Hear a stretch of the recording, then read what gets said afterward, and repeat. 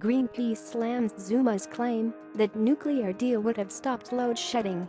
Greenpeace Africa slammed former President Jacob Zuma's claims that the country would not be facing a load-shedding crisis had it gone ahead with his $1 trillion nuclear deal. Greenpeace Africa slammed former President Jacob Zuma's claims that the country would not be facing a load-shedding crisis had it gone ahead with his $1 trillion nuclear deal. In an interview with Business Day this week, Zuma insisted he was correct in backing a nuclear deal with the Russians, adding that had South Africa signed up for it, there would be no energy crisis. The former president's remarks are based on ignorance or denial of the facts and vested interests to promote nuclear at all cost. Nuclear power is clearly too expensive, especially in the face of Eskom's debt of more than $400 billion, but more than that, nuclear power stations take over a decade to build. There is no chance whatsoever that going ahead with the nuclear deal would have helped South Africa avoid load shedding in 2019.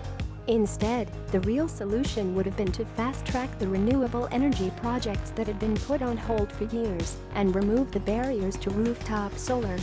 Renewable energy can be installed much more quickly and cheaply than either coal or nuclear. And if we're serious about putting an end to load shedding, speeding up the implementation of renewable energy is the best approach, Greenpeace Africa said on Friday.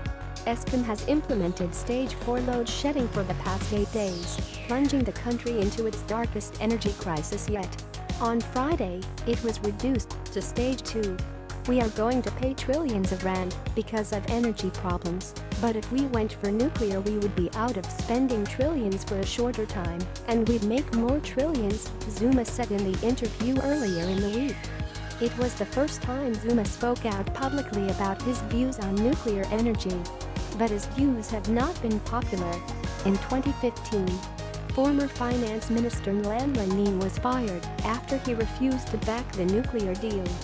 Opposition parties and some within the end, along with energy experts, disagreed with the nuclear deal, saying it was too expensive.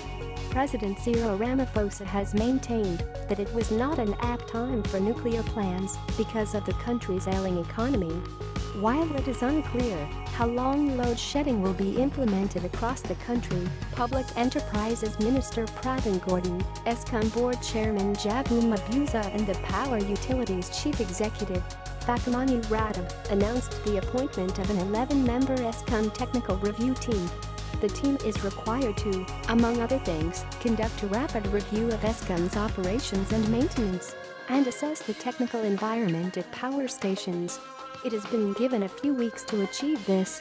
On Friday, Ramaphosa said the government was working on plans to address the current challenges at Eskom.